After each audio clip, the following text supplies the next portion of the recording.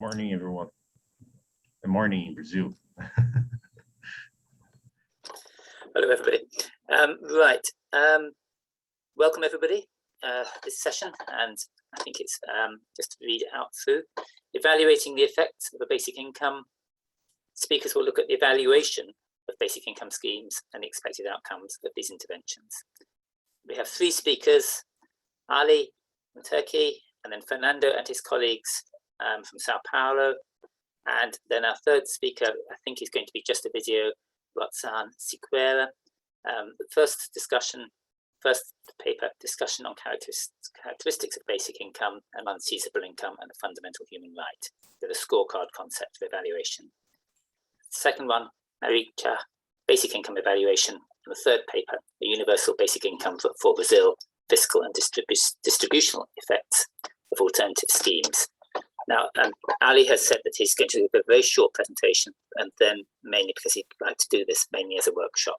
So I'll hand over. So just before we do, a couple of housekeeping things. Please keep on your mute buttons whenever not speaking. And also, if you do speak, please try and speak fairly clearly and slowly.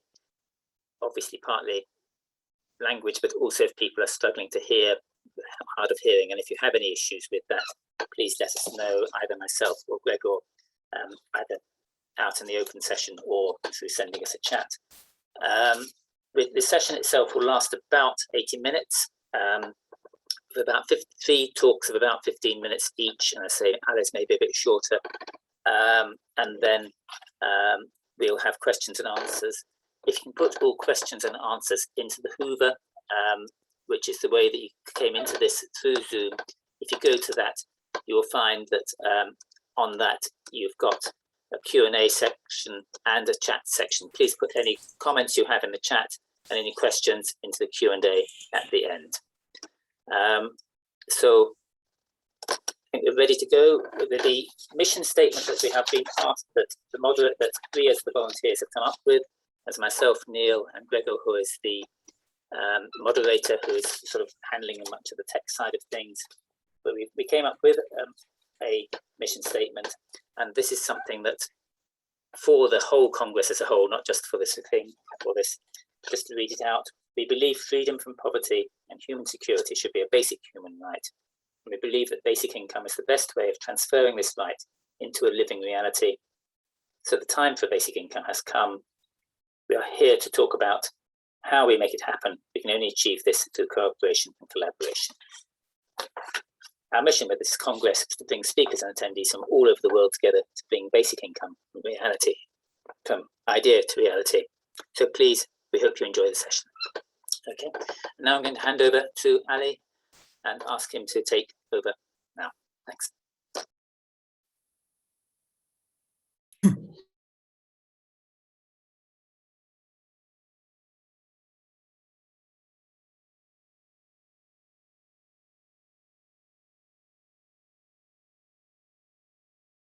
Ali, are you ready to go?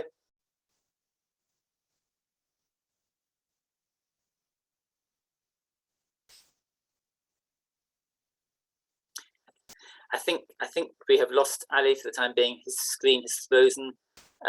So maybe if Fernando, you're ready to go next, and then we'll come back to Ali in due course.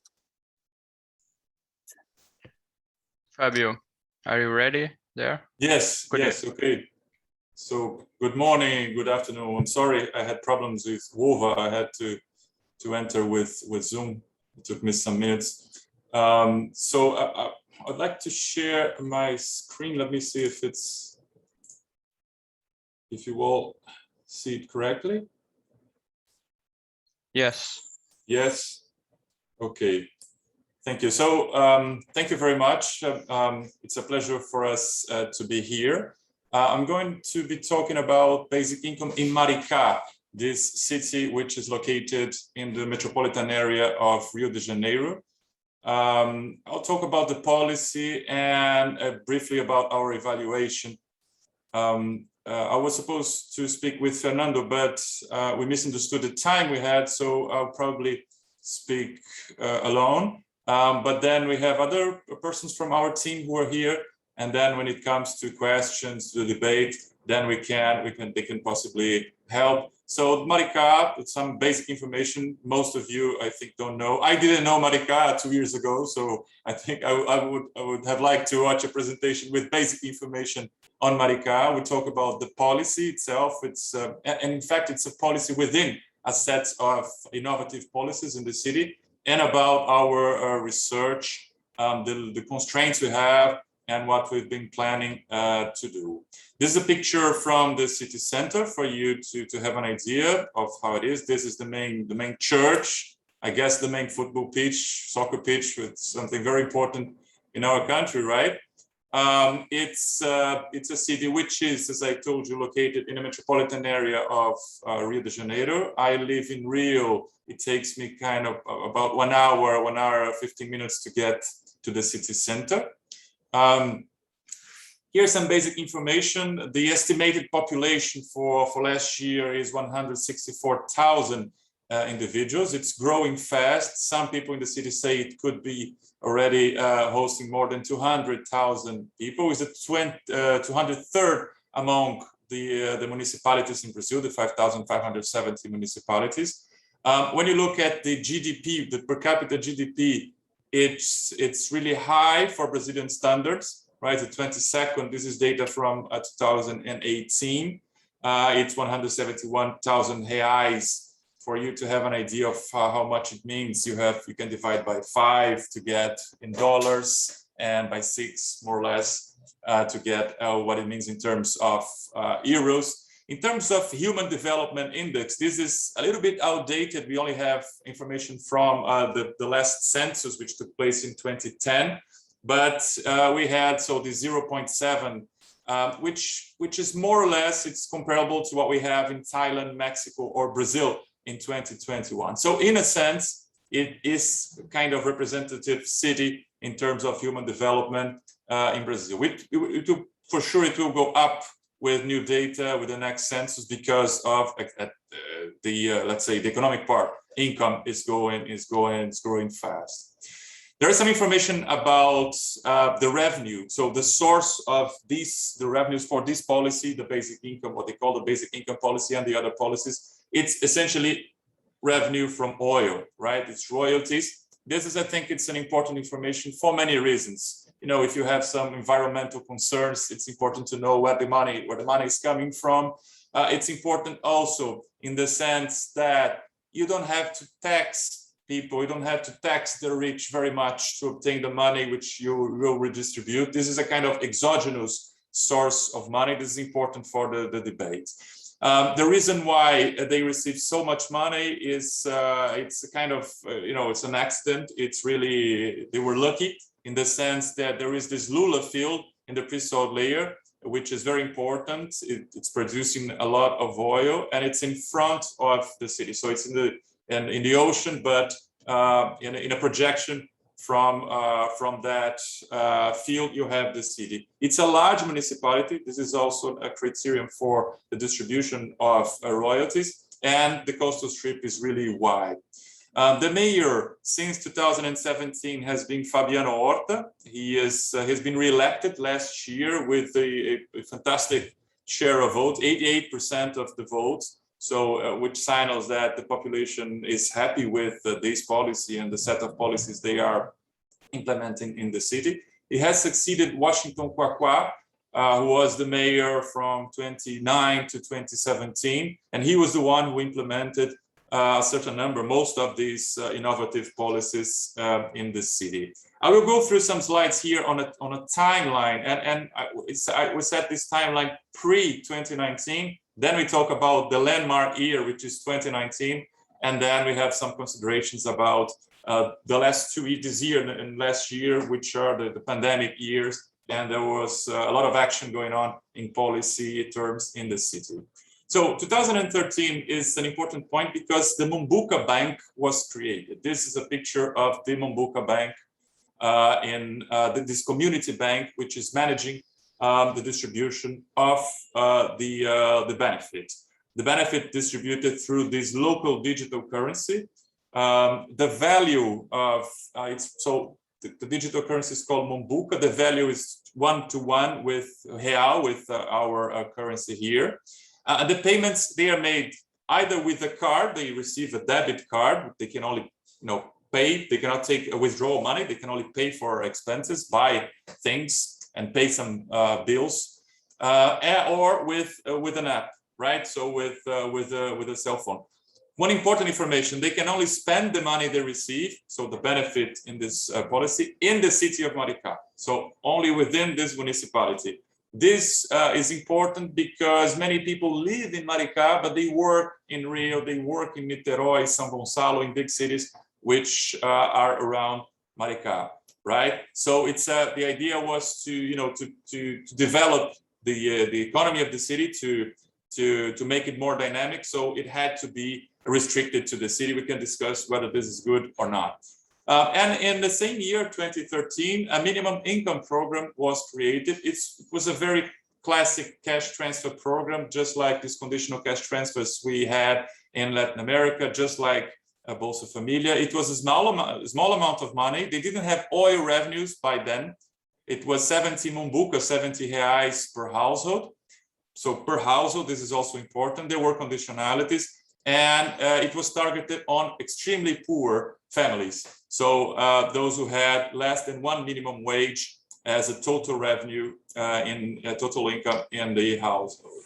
Then there were some small changes through the years. In 2014, 15, 17, the value was going up.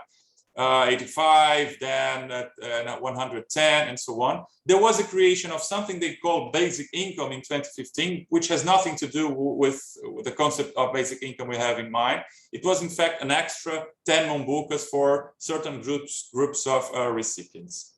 One important change happened in terms of, let's say, bureaucratic change, but it's important, in 2015, which was the requirement that all those who receive these benefits, they had to be registered in Cadastro Único, which is a tool created by the federal government like some 15 years ago. It's well developed.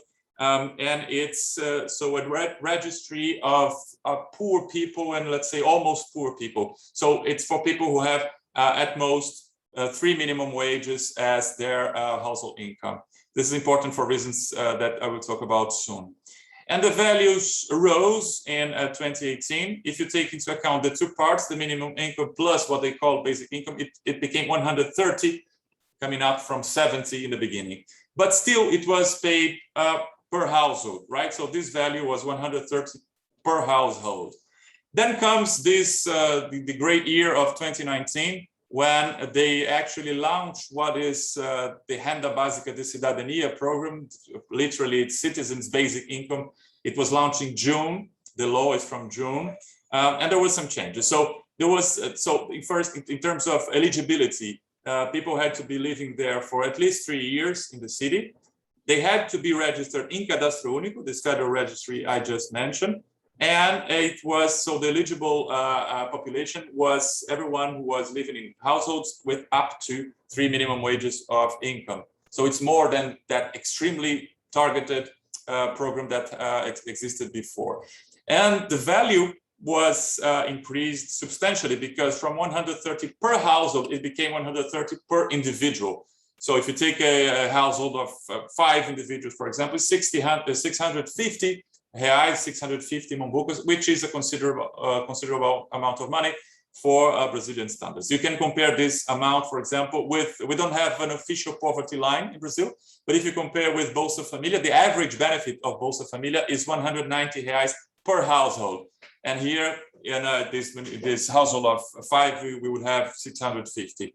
And if you compare to the minimum wage, right now it's 1,100. So for a family of 5, they would receive more than half of the minimum wage. And the minimum wage is the wage, the monthly wage, which has to be paid for those working in the formal sector. And there are many people working in the informal sector, which also receive that, because it's a kind of a signal, it's a kind of a parameter which is used by everyone. In the same year of 2019, so the law was enacted in June, and there was this enrollment push by the end of the year in November, December. And from something like 26,000 beneficiaries, they reached 42 1,500. Remember that the population is calculated, is estimated in something like 164,000. So this is a benefit for around 1/4 of the population. This is one important information. And the other is that it's it's reaching 70% of the eligible group. If we take into account all those in Cadastro Único, that may make something like 60 to 65,000. And out of those, 42,500 are receiving the benefit. So this is an important information, including for what comes next in terms of our research. There were municipal elections in 2020, and the electoral laws in Brazil forbid any expansion of existing programs. So they were not allowed to include more people. And we know from talks we had and from information we obtained soon that right now, currently, we have around 44, a little bit less than 44,000 beneficiaries. So there was a small increase this year, especially extremely poor people were included in the program. But it's roughly the same over, let's say, the last 1.5 years. One question which you might be asking, everyone asks, is Marica's RBC, this program, really a basic income? There are some characteristics which approximate it to a basic income, in the sense that payments are regular, they're monthly, there is a uniform value, it's 130 for anyone, for everyone, regardless of age, for example, of employment status, of income, and so on. It's unconditional, it's complementary to other revenues. So, people might receive social insurance benefits, social assistance benefits from federal government, for example, pensions, whatever. They can receive money, earnings, income, right? And they still are allowed to accumulate that. It's paid in cash with a particular characteristic that people can only spend in the city of Maricá, right? It is calculated on an individual basis, is not yet paid on an individual basis. So you still have, one person in a family who is receiving all the money in a card or in a bank account. Is the value adequate? Well, it's, of course, there's no unique answer to that.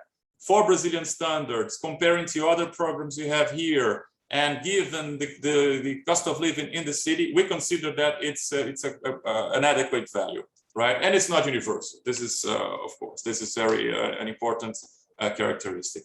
It's also important to make clear that it's not an isolated policy. It's a part of a big set of policies, which they call in the city solidarity economy, right? And they include, for example, Mumbuca Indígena, which is additional benefits for native Brazilians who live in the city. There is the Mumbuca Bank, which is, distributing the benefit, but it's also providing loans, microcredit lines, and so on. There is free public transportation in the city, both in terms of bikes, this is recent, but also buses. So these buses we see here, the red ones, the vermelhinhos as they call there, they are, what is written here is tarifa zero, so it means zero fee. So it's free. There's a new hospital which was allocated only to COVID patients over the last months. When they have state schools managed by the state of Rio, which are not functioning well, they have municipalized those schools, so they are now managed by the city of Maricá. There is financial support for students. There's no university campus in the city, but students who are studying in other cities, they receive some grant from the city. So this is the pact of solidarity economy. There are other things like agroecological investments, initiatives, and so on. And one important one is the Sovereign Wealth Fund, which was created in 2017. It has right now, as we speak, around 600 million reais, so something like $120 million right now. And the idea is to create this fund, which could become something like the Alaska Permanent Fund in the future, so that even when oil is not there or the prices are oscillating very much, they are able to pay the benefits or other policies too. Some information about what happened last year. They increased the value of benefit. This was already, COVID hit Brazil by March 2020. So in April, they launched some specific policies. The value of the benefit increased a lot from 130 to 300. So that family of 5 I mentioned now, it's receiving 1,500, which is a considerable amount of money. From a macroeconomic point of view, it's important too. because the money circulating, the money injected in the city every month went up from 5 million, 5.5 million to almost 13 million. And there were other programs which were created aimed at informal workers, micro-entrepreneurs, small businesses, and so on. Another important information from the context of last year, there was an important federal emergency benefit with a value of 600 per person, up to 2 persons in each family, which benefited 67 million individuals, possibly reaching, if you take into account family members, 120 million in a country of 210 million. So it was very important. It lasted from 3 to 5 months, depending on the family. This year, there was also a smaller version of this. And this is important to say that, there was a lot of money circulating in the economy everywhere in Brazil, but in Maricá in particular. We reached 2021 with more than 10,000 businesses accepting Mumbuca in the city. This is a graph I borrowed from a work by someone from two persons from our team, and Roberta is around, Andrea, and they have been studying the Mumbuca Bank data. And so in blue here, we see the evolution of the number of businesses which accept Mumbuca card, and here is the number of beneficiaries, households, in fact, because of what I just told you. So in terms of beneficiaries, this was until this moment, it was just so until March, July, in fact, 2019, it was just a migration from the previous program. Then we have here the enrollment push, and the number is stable since then. And in terms of businesses, it has been growing steadily until March, April of last year, and then there was this big change in the pace, right? And this is because possibly of all these policies, emergency policies, which were going on in the city. So that's the main characteristics of the policy. Now, a few words about our study. It's a study which has been done by our team at UFI, at Universidade Federal Fluminense, and the Jain Family Institute in New York. We have the support of many institutions and persons. We have an advisory board composed of Brazilians and foreigners, scholars. We have the Brazilian Basic Income Network, which is represented here by Leandro Ferreira. The Maricá government is helping a lot with data, for example, with information. The Federal Ministry of Citizenship provided us Cadastro Único database, which is extremely important for our work. And the Mumbuca Bank has provided data, for example, what we show in this graph came from that too.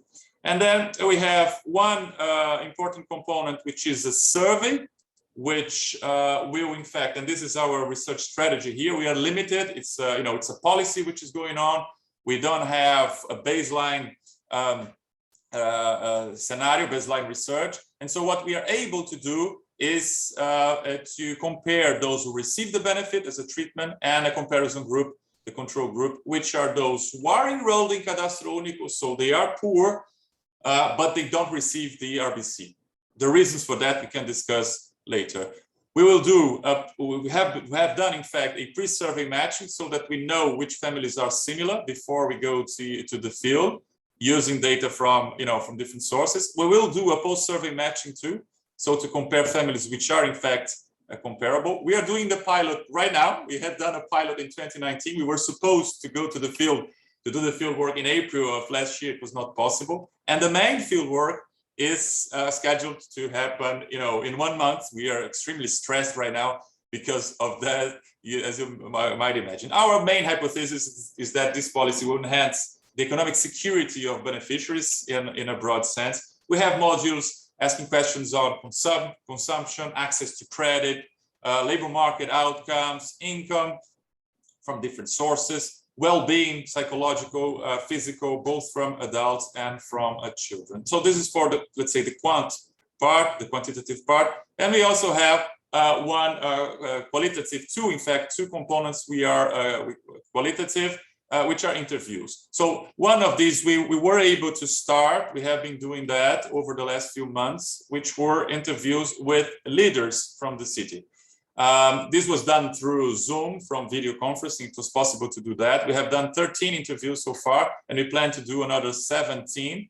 We have talked with politicians who are in the government right now, those who implemented the policies, in the past, some people from the opposition, policymakers, street level staff, and we plan to talk to business owners. For example, there were some people who didn't want, they resisted very much to accept Mumbuka in their shops, want to understand why in supermarkets, for example, local journalists, and so on. So this has been done. And there is a third part here, which is also qualitative, which we plan to do in the beginning of next year, which is to have in-depth interviews with beneficiaries and non-beneficiaries to capture things which are not able to do with the survey.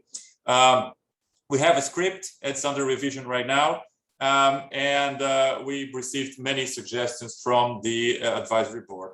This is we have 2 slides more and I finish. I think my time is running out. So just to say that we have, so what I told, the first and second component and third components are the main parts, those which occupy most of our time, but we have many other things going on.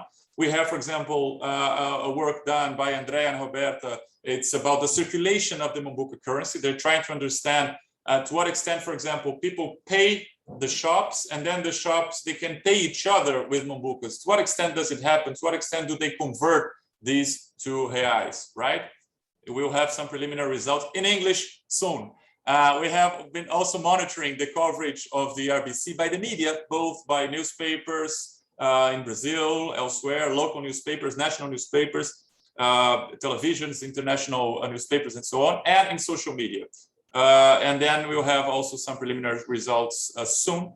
We have been trying to monitor labor market outcomes. This is really hard in Brazil because we don't have information on municipal data, so municipal information on the informal sector, which is the most important one in Maricá, in many municipalities. We only have data on formal jobs. We have some very preliminary results, which I'll show now based on that. We also have what we call, it was an expression used by Paul Katz, who I think is around, is a research ecosystem. So we have many other things we would like to do. Some of them we are doing right now, which is tracking inflationary record. Many people fear that if you provide some cash benefits, inflation could go up. And we're trying to set up a collaboration with a research institute in the city and to compare Maricá with 5 similar municipalities. We have the collaboration we will have soon with Massimiliano Molona, who is an Italian researcher based in the UK right now, and who'd like to do some ethnographic field work in Maricá. He'll probably do that next summer. And we also have some masters and PhD candidates here, who are working on specific issues like environmental issues. I told you that revenues come from oil, so there is a fundamental contradiction here, which has to be studied.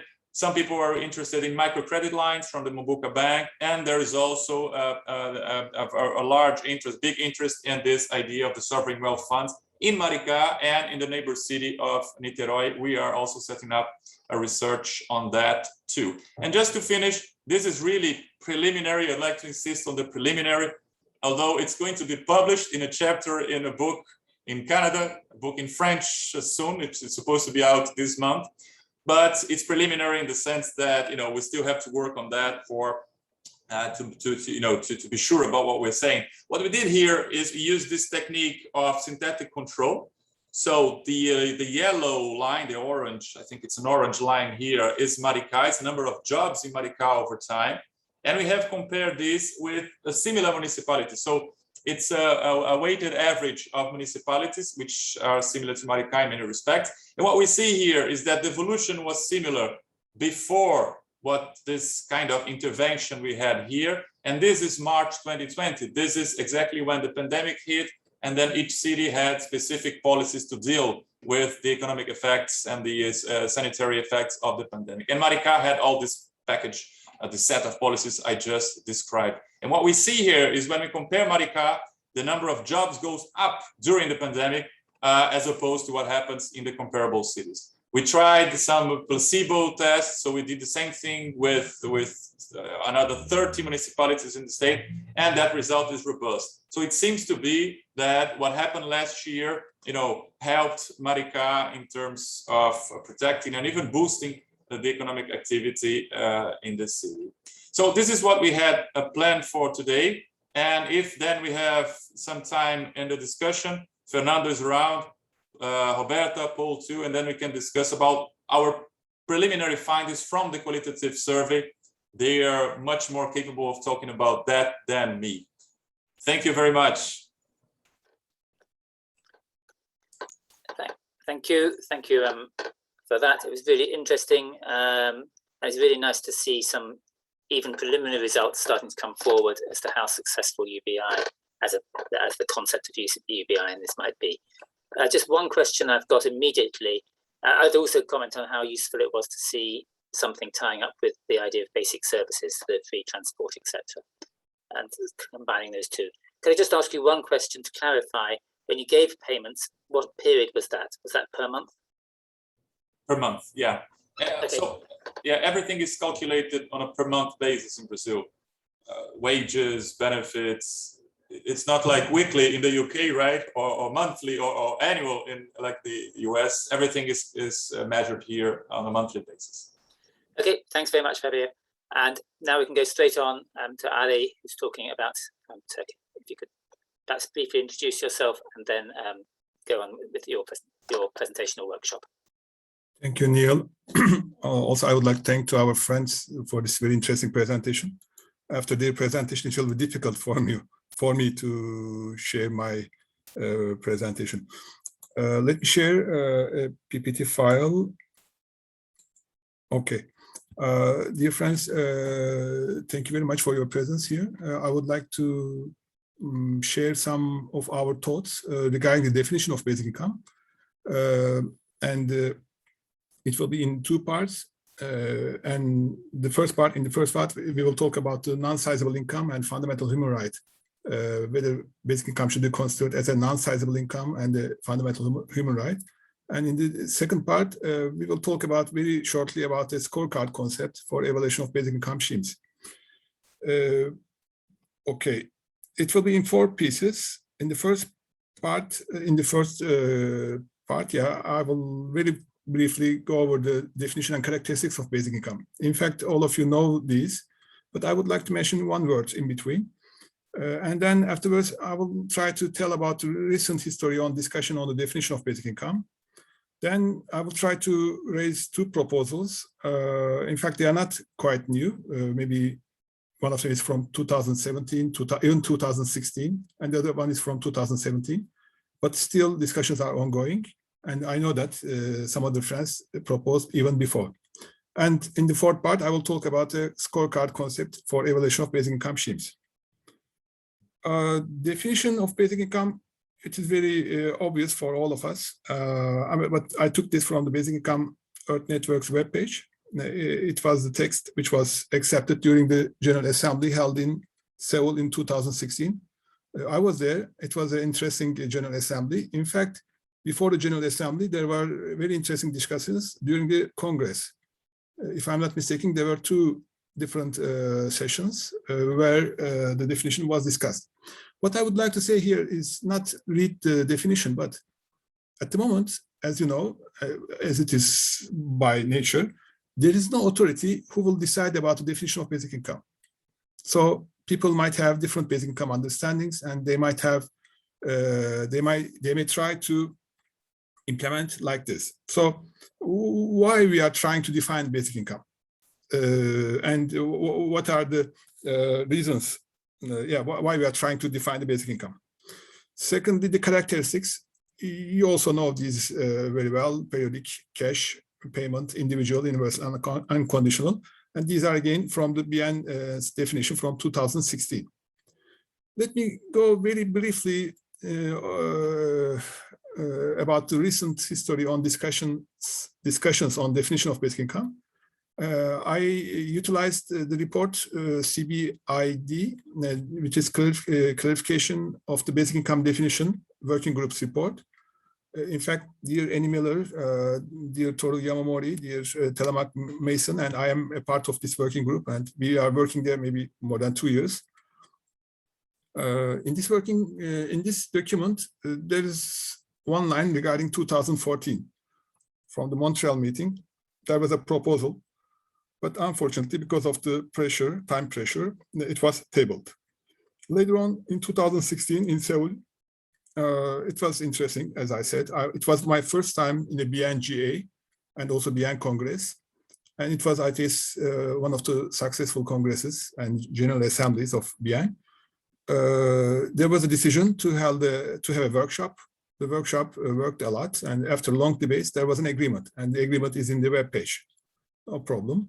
In 2017, we tried to include, because we were not successful in 2016 to include 2 issues, and we tried to include with a motion with 72 signatures to include human rights. I mean, basic income is a human right also. This should be included into the definition.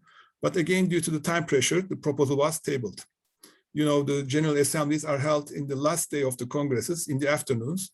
And most of the time, many people are trying to catch their flights, and there's a time pressure, and most of things are difficult to finalize. And this was the motion which was submitted to the Executive Committee and the General Assembly. And these are the 72 friends. Most of them are BN members, and some of them are the Congress participants. But let's say 50% is BN members and 50% is only Congress participant. Following this, in 2019, there was an interesting attempt by dear Annie Miller. She submitted a motion. I was the seconder. It was again about the definition of basic income. But what happened is that there was a working group. The result of the GA was a working group to work on it. And the name of the working group is CBID, Clarification of the Basic Income Definition. So what CBID did up to now, to tell the truth, we had a lot of meetings, especially Annie Miller contributed a lot. Thanks her that she's with us now too. The idea was to have an open forum in Brisbane in 2020 after all our discussions. But unfortunately, because of the pandemic conditions, it was postponed. And it was postponed to Glasgow meetings, to this Congress. What were discussed during the CBID meetings are uniformity and basic income, non-sizable income, non-withdrawal character of basic income, relationship between basic income and human rights, relationship between basic income and negative income tax, and the reflections and remaining issues from the 2016 definition working group. So to tell the truth, I was more interested in the non-sizable part and the human rights part, but it was, I mean, those meetings were very beneficial, and we were both contributing and learning. What we did is we proposed an interactive workshop with the title Clarifying Basic Income to this Congress. But the result was a plenary session entitled Coming to a Consensus on the Definition of the Basic Income to Move from Idea to Reality, which will be held tomorrow at 12:30 summertime. And what is the point here is that we were planning to make very short presentations, and after the hours there will be an interactive workshop, and we will continue to discuss. Okay, let me come to the proposals. The first proposal is, I think, very, very important, but let me read first. The 2 proposals, additional and complementary characteristics of basic income, are the first one, I mean, number 6. You know, we have 5 at the moment. Number 6 is non-sizable income. In fact, this terminology is from a lawyer. He is an international lawyer, and very technical term, but it means that basic income shall not be sized, attached, or otherwise be subject to garnishment for any debt, public or private, arising due to any reason. I think this is very, very important, and it should be like an oxygen. So once once the basic income is implemented, everybody should be able to reach their basic income periodically and without having such risks. Some other terminologies quite similar to non-sizable income are, in fact, we were using these terminologies at the beginning, but after consulting to lawyers mentioned that non-sizable is the best or the most correct version. But I'm not sure whether it is practically correct or not. But technically, it is the most correct version, according to their sayings. What we were using was non-foreclosable. Basic income cannot be foreclosured or confiscated or judged or levied or sequestrated or taxed or vested. Basic income should be judgment proof. So the idea is, the proposal is, in addition to the existing 6 characteristics of basic income, we propose to add non-sizable income as an additional characteristics too. If you kindly share your comments and critics, it will be very valuable for me, at least. I would like to hear. The second one was, maybe we should also think more about non-sizable income issue. If we are talking about human dignity, ability to say no, freedom to choose, freedom to express choices, emancipation. I mean, if we are talking about these concepts, then shouldn't basic income be non-sizable? I mean, I think it must be an important characteristic of basic income. The second proposal was regarding, saying that basic income is a fundamental human right and a guarantee for fundamental liberties required by human dignity. So this is in fact maybe driven from the United Nations Universal Declaration of Human Rights, Article 25, paragraph 1-2. And we prepared a resolution and proposed during the BN, the 2017 GA in Lisbon. But unfortunately, it's not concluded yet, but we are still working on it. So, okay, this was one of the motion pages. So up to here, if I summarize, I would like to say that 2 additional and complementary characteristics should be added to the definition of basic income. One is basic income is a non-sizable income, and second is basic income is a fundamental human right. When we come to scorecard concept, I will very briefly talk about this concept. At the moment, there are too many pilots and experimental studies completed or ongoing.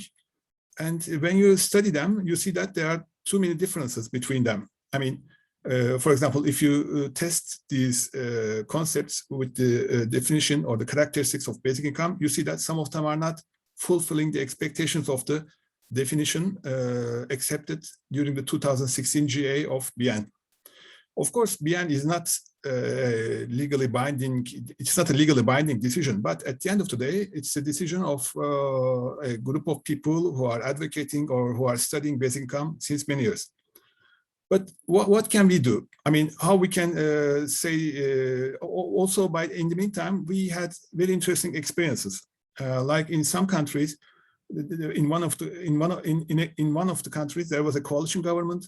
They used the term basic income, but what they did was quite different than basic income. So they just used the terminology.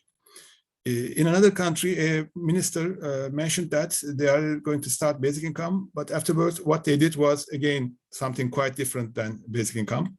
So what we see is that sometimes politicians and political parties are using the concept or the name of the concept, but they are trying to denigrate it or degenerate it. They are introducing some policies which are not fulfilling the expectations of a typical basic income. So how should we fight with them, or how should we at least name them? So the scorecard concept is in fact being used in many other fields. Why we should use it here? Because in order to figure out whether a given policy can be considered as a basic income or not. I mean, there may be a scheme or a policy which is being used during a pilot or experimental study, or in the political arena, I mean, for a municipal level or in a government. Is it a real basic income or not? And secondly, differentiate basic income understandings from each other, which are arising partially from lack of knowledge of, or mostly from the degenerative efforts of the political players. So we need such a tool to define something, whether it's a basic income or not, and also differentiate basic income understandings between different schemes and policies. Also to figure out how to rehabilitate and develop the subject schemes. And of course, monitor the progress of the proposed schemes. What we can do is we can have 2 stages. In the first stage, we can have a screening stage. And in the second stage, we can have a measuring or quantifying stage. In the screening stage, the approach is In fact, in both stages, we are using the questioning methodology. So we are questioning the proposed scheme as much as we can. In the first stage, we can have certain key questions that can be used in order to decide whether the proposed scheme can be considered as a basic income scheme or not. So in the first level, we have a yes/no answer, or 1 or 0. So it's a binary answer at the end of the stage 1. If the answer is yes, okay, it may be considered as a basic income scheme, then in stage 2, we can introduce a second and separate set of questions and also assigning weights to these questions. So we can introduce a quantitative approach, and we can figure out the level of compatibility of the scheme with the definition and characteristics of basic income. It may be a percentage or it may be a figure, but percentage is much better because we made a preliminary study. Percentage looks much more easy to work on it. So we can question the proposed schemes with screening level questions, and afterwards measuring and quantifying level questions, 2 sets of questions, and the second set of questions should have some weights. But who will decide about the questions and how the weights will be prepared and how it will function, and who will be the organizer, etc. These are the questions that are coming into our minds. Procedure, regarding the procedure, how to do this, we thought it might be interesting to invite a certain number of senior UBI advocates and academicians, and especially from different countries and different backgrounds. And afterwards, if they kindly accept, we can request them their suggestions for the first set of questions. So which question should we ask to decide whether a basic income scheme or proposed scheme is a basic income scheme or not? Afterwards, once the first set is decided, the second set can be done in 2 rounds. In the first round, we can again ask from this group of people to suggest their questions first, and then in the second round, weighting them. What should be the weight of these questions? And we can finalize this, and it will be very easy. And afterwards, what we can do is, maybe you can very easily prepare a software too, or a simple Excel sheet will be satisfactory too. We will have the certain questions for the stage 1, and again, also another set of questions for stage 2, and the weights of these questions. We will simply take any policy proposal or any scheme and simply answer the questions and get a point. Of course, if it is positive after the first stage. If it is negative during the first stage, then we have no chance to continue. But this will be very useful to differentiate the basic income understandings and rehabilitate and develop the existing or subject or proposed schemes. And we can also monitor the progress of the proposed schemes. I mean, if there's a proposal, maybe during the time they may develop it and they may rehabilitate it. And based on this, we can measure it more easily. So this might be interesting. That's what we are working on it. Let me go back to this concept and that one. That one about adding basic income as a human right to the definition is a discussion, a long-time discussion, and too many things were said about this issue. This is, of course, important, but more important one is this one. If you kindly share your feelings or comments or critics, do you think we should have within the definition of basic income saying that it's a non-sizable income or not, which means basic income shall not be sized, attached, or otherwise be subject to garnishment for any debt, public or private, arising due to any reason? This was my main question. Thank you very much for this opportunity. This is the end of my presentation. Thank you. Ali, thank you very much for that. And I just pick up on the point that he's making at the end. If you respond in the chat, and that's on the Hoover rather than on the Zoom chat. I know that is a bit confusing. If you could respond on the Hoover chat to his question about whether you think basic income should in any way be seizable or confiscatable on that. Now, we have now been joined by Rozan, we're going to be showing a video, but maybe if you could introduce yourself first, that would be for 30 seconds, that would be much appreciated. Rosanna. Hi, I'm Rosane. I'm a professor at the Universidade Federal de Pernambuco in the city of Recife, Brazil. It's a great pleasure to be here in this session. Thank you very much. And I apologize because I was not able today to connect to my computer, which would be better. And I'm using my smartphone, but I hope I can participate from here. Thank you. My video is, I hope you can share here, display from. We will display it in just a minute. Thank you for coming on, Rosanna. I'm sorry I mispronounced your name. And we will just show this in just a few seconds. Do you want to add anything around the edge of it, or is it just your whole presentation is the video? It's the whole presentation, yes. Thank you. Okay, that's fine.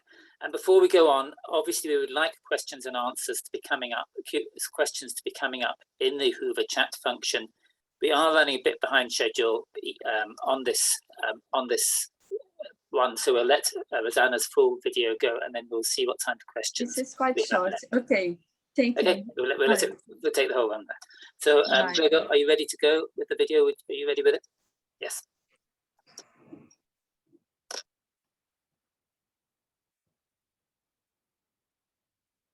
Hi, I'm Rosane Siqueira from Brazil. I'd like, first of all, to thank all those involved in the organization of the 22nd BN Congress. It's a great pleasure to be here and to share our experience with this fascinating topic that's universal-based income. My presentation is a summary of a joint work with José Ricardo Nogueira, where we estimate the cost and distributional effects of 3 hypothetical universal basic income schemes for Brazil. Apart from fundamental ethical motivations, we consider that the implementation of universal basic income has the potential to be potentially welfare improving, particularly welfare improving in the case of Brazil, due to 3 features of its tax benefit system: the high levels of expenditure and tax burden.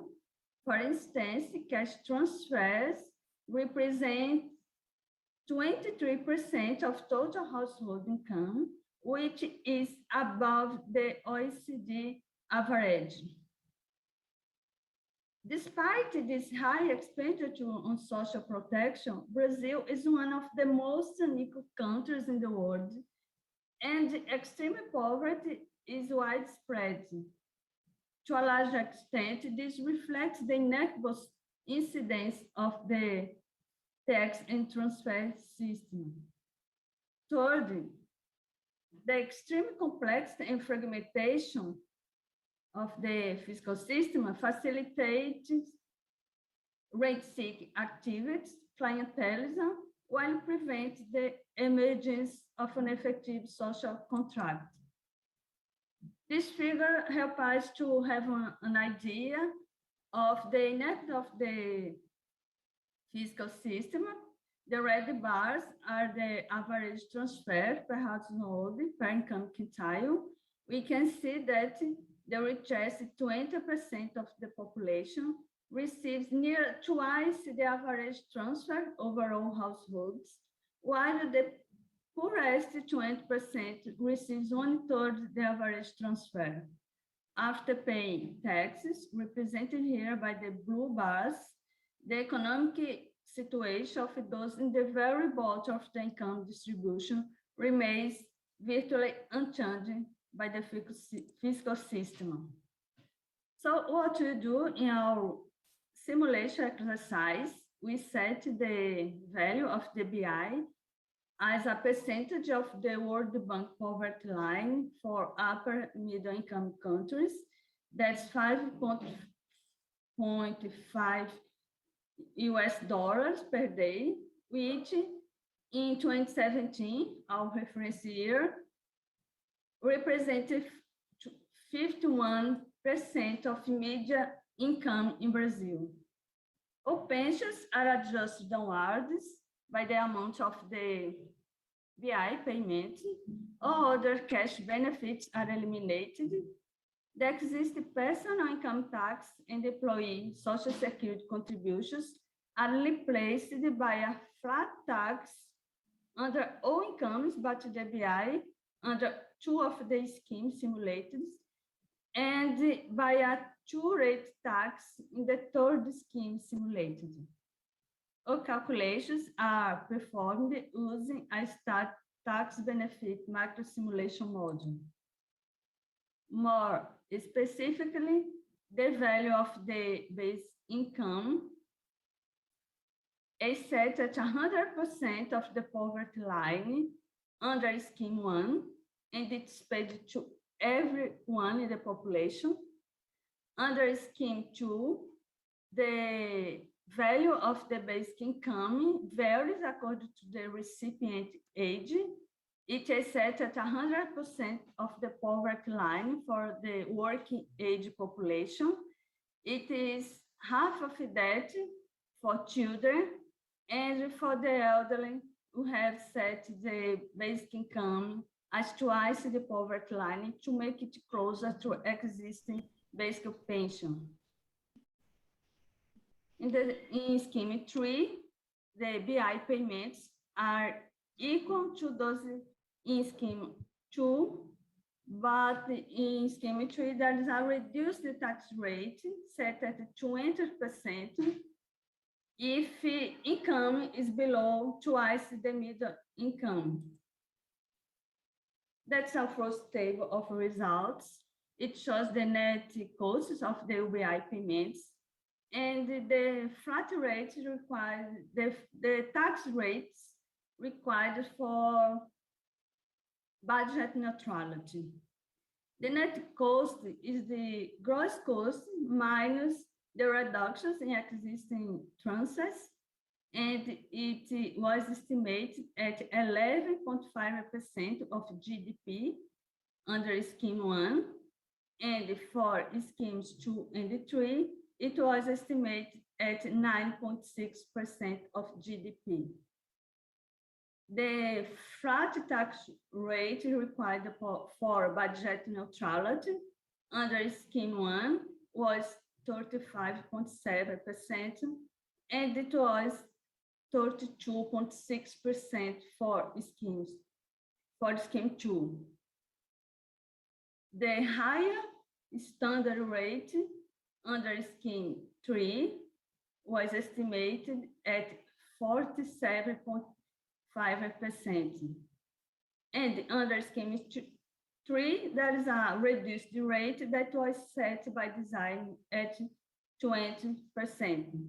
Remember that the new tax replaces the existing personal income tax and the employee social security contributions. This table shows the effects on poverty and inequality. We can see that under the current system, the percentage of people in poverty in Brazil in 2017 was 23.5%, but the poverty rate among children was nearly 40%. By design, Scheme 1 eliminates poverty, and it reduces inequality as measured by the Gini coefficient by around 1/4. Schemes 2 and 3 also produce a dramatic change in the poverty rate. For instance, the child poverty falls by more than half current level under both systems. And Scheme 2 reduces inequality by nearly 1/5, and Scheme 3 reduces inequality by more than 1/4 of current level. We also estimated the percentage of winners and losers and the percentage change in household disposable income by income decile. This figure is for scheme 2. We can see, look at this blue line, that close to 100% of the individuals in the half votes of the income distributions have their income uplifted, would have the income uplifted by the implementation of scheme 2. And the poorest 10% of the population would have on average gains that would be equivalent to around 200% of current disposable income. Gains are also substantial for the second and third deciles, and even for the fourth decile. And now if you look at the red bars, we see that relatively to pre-reform disposable income, losses are not so pronounced, and they are concentrated on the top 3 income deciles. We have estimated that the average loss for the 10th decile would be 13% of current disposable income. Here we show the distributional effects in terms of winners and losers for the 3 schemes simulated. We see that the effects are quite similar, and the majority of the population would be better off after the reforms.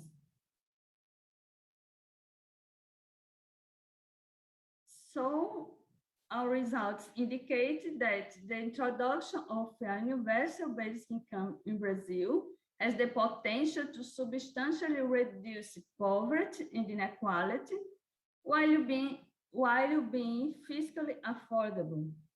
In fact, Brazil appears to be an exception to the so-called demand capacity paradox, by which countries where the introduction of a basic income program would benefit the largest number of people are those countries with the most limited fiscal capacity to implement it. Finally, I'd like to call attention for a point made by Carl Wardequist and the others, that in assessing the affordability of a basic income program, one should subtract from the net cost, as we have estimated here, the amount people pay for themselves. We did this extra calculation for scheme 2, and we estimated that the real net cost of scheme 2 would be 3.6% of GDP. And as you have seen, this would fall almost entirely on the top 3 income deciles, which earn 70% of total income in Brazil. That's our summary. Thank you very much for your attention. I'm open to questions.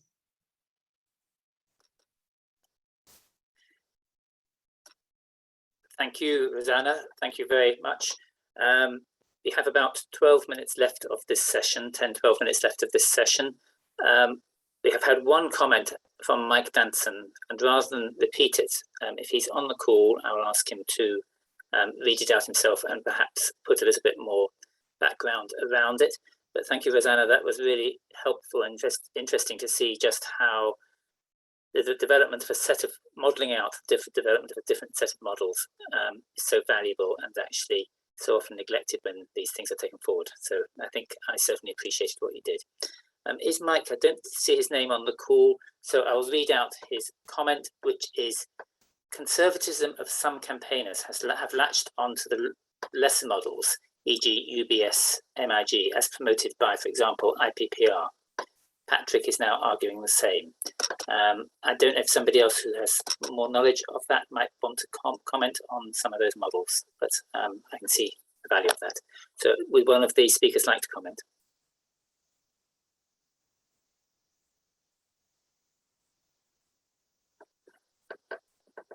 Okay, and we don't have any answers to that. So we now have another question. This is coming as a question for Ali. Might a basic income is a human right.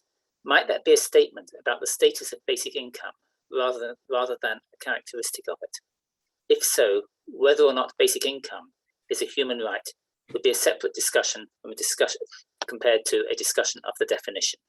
And again, Malcolm Torres said that. Would you like to expand that at all, or should we just leave that?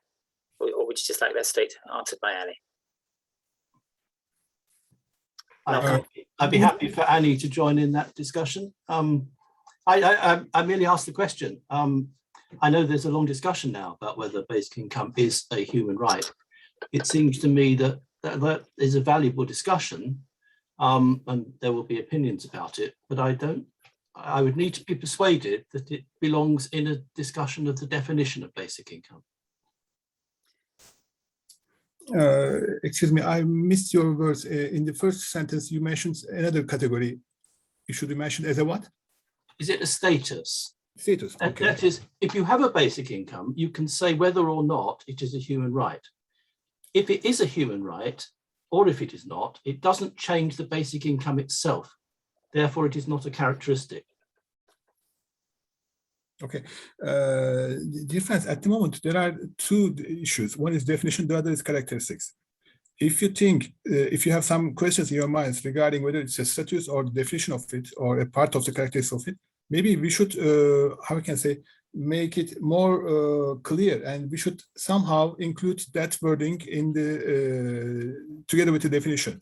You can call it a status or you can call it a characteristics, but no, I think that doesn't make that. What I'm saying is, it doesn't belong in the discussion of the definition at all, because it's about status, not characteristics. Well, why do you think like this? I mean, for example, basic income is being designed or taught for whom? For human beings. Oh yeah, yeah. So Can I just we are saying that it's it should be. Maybe I'm not being clear. A definition tells you what something is. Could I just interrupt actually at this point and just say that this session is actually one on evaluation of UBI, of basic incomes. And if we've got further questions that can actually stick closer to the issue of how you evaluate it and some of the results that are coming out of the evaluation, I think that's probably what this main session is mainly about. So I don't know whether people have further comments, because certainly the first talk by Fabio and his colleagues had a lot to do with the results of the evaluation. Ali had a lot to do as well with how you might actually sort of what you're looking at and that from that. And then the third one has been more about some of the models and some of the results and the evaluation of how you might evaluate that. And perhaps I might throw it at this point to Rosanna, unless others have comments, as to how they might evaluate some of their models and how they might actually come out with the best answers on that.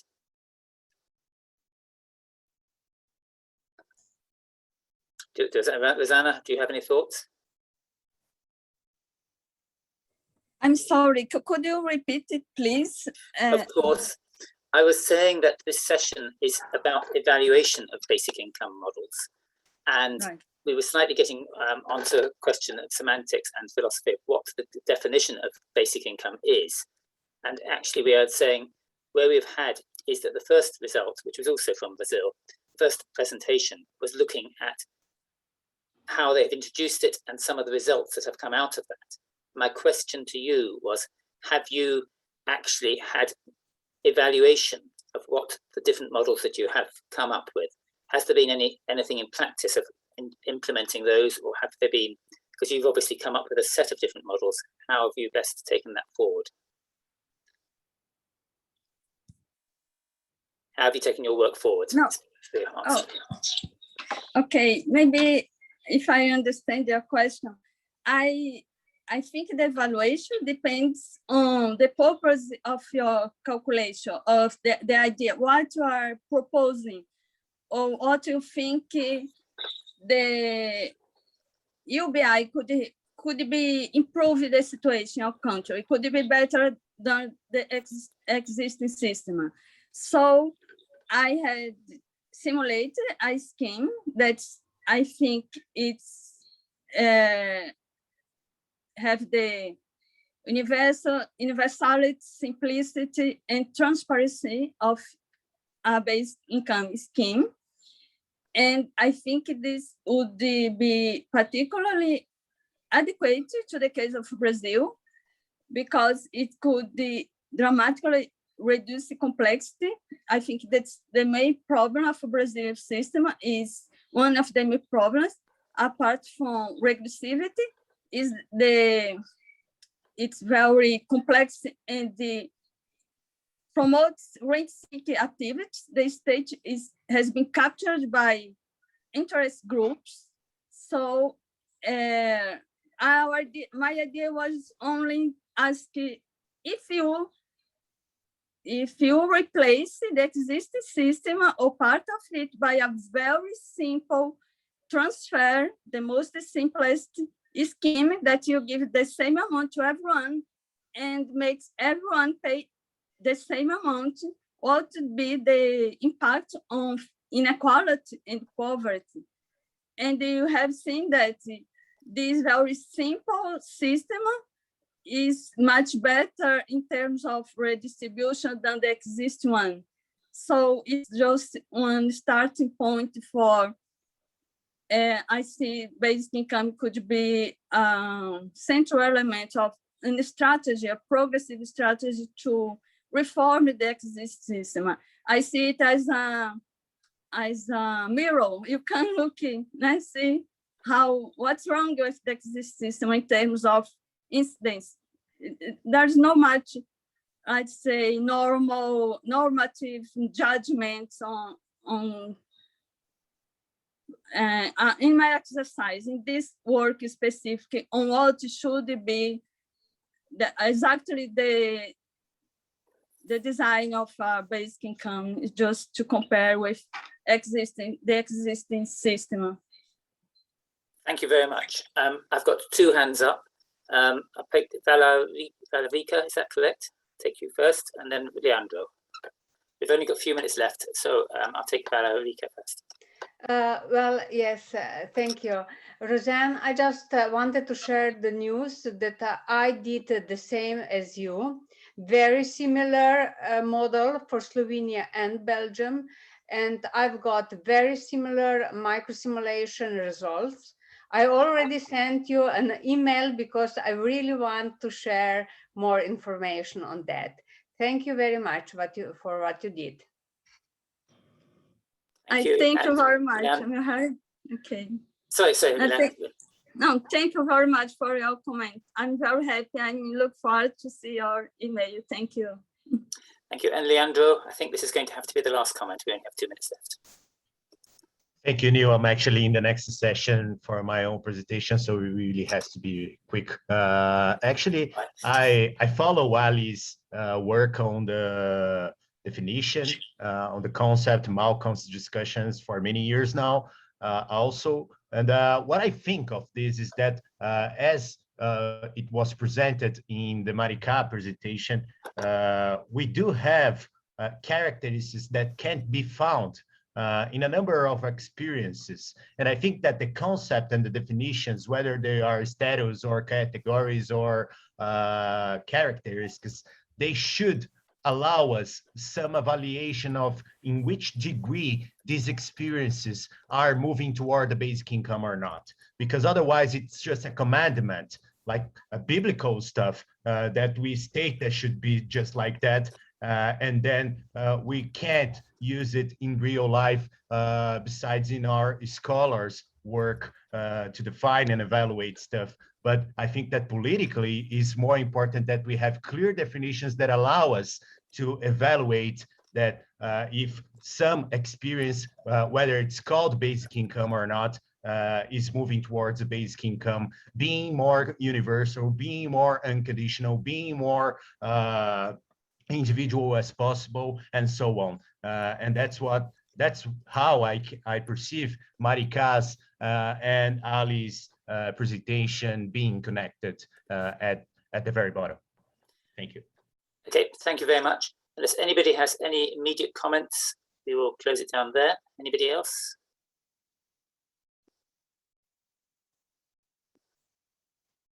Okay, thank you, everybody.